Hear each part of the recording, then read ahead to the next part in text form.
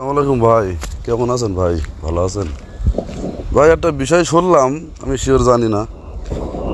যারা হুরুপ প্রাপ্ত খুরুজ, যারা পুলিশের কাছে ধরা দিয়ে গিয়েছে বা আপনার স্বইচ্ছায় নিজেরাই কিন্তু খরচ করে খুরুজ নেহাই লেগে গিয়েছে, হ্যাঁ, হুরুপ অবস্থা, তারপরে দেখা যাচ্ছে আউটপাস নিয়ে গিয়েছে যাওয়ার থেকে। যাদের হুরুপ আছে তারা কি আবার আসতে পারছে নতুন করে ভিসা নিয়ে? বিষয়টা কি সত্য? ঠিক আছে, বিষয়টা যদি সত্য না হয় বা সত্য হয়, এই বিষয়ে একটা ভিডিও দিয়েন ভাই। হ্যাঁ, মানে অনেক মানুষ অন্তত বিপদ থেকে বেঁচে যাবে আর কি। ঠিক আছে, আপনার নলেজ একটু দিলাম। আপনি একটু এটা দেখেন। হ্যাঁ, আসসালামু আলাইকুম ওয়া রাহমাতুল্লাহি ওয়া বারাকাতুহু। প্রিয় প্রবাসী ভাইরা, তৌফিক আলাই আছি আপনাদের সঙ্গে। আশা করি আপনারা প্রত্যেকে ভালো আছেন। সকলকে জানাচ্ছি রমজান মোবারক এবং ঈদের অগ্রিম শুভেচ্ছা।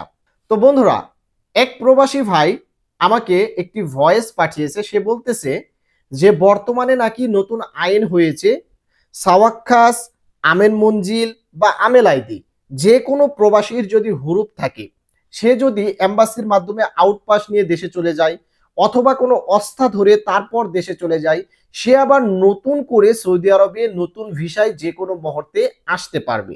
এই হুরুপ থাকলে দেশে গেলে যে নিষেধাজ্ঞা থাকে এটা নাকি তুলে নেওয়া হয়েছে, এরকমটা নাকি তারা শুনতে পাচ্ছে।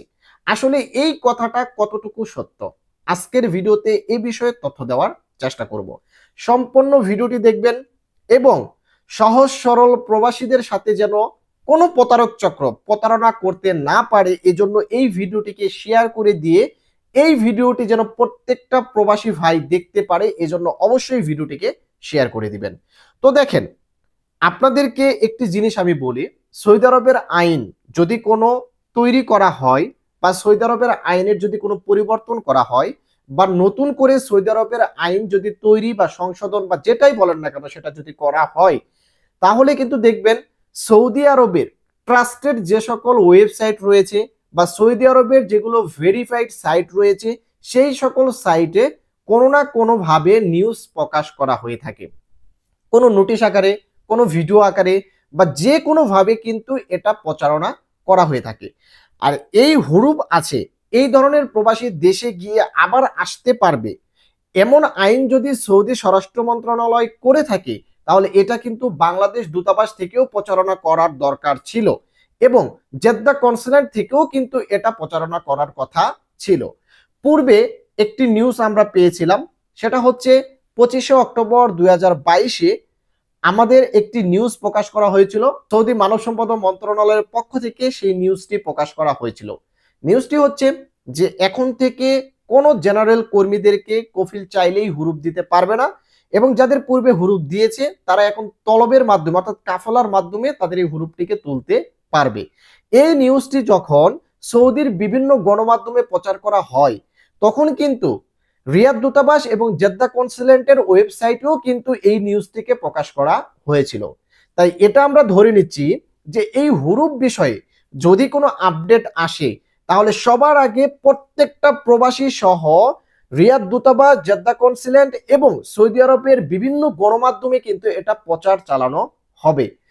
এখন আমার কথা হচ্ছে, এখন একদল এমন কিছু প্রতারক চক্র বের হয়েছে, তারা কিন্তু প্রবাসীদের সাথে নানাভাবে প্রতারণা করার চেষ্টা করতেছে। কারণ প্রবাসীদের কোন সাইটগুলো দুর্বল সাইট এটাকে আগে ট্র্যাক করতেছে।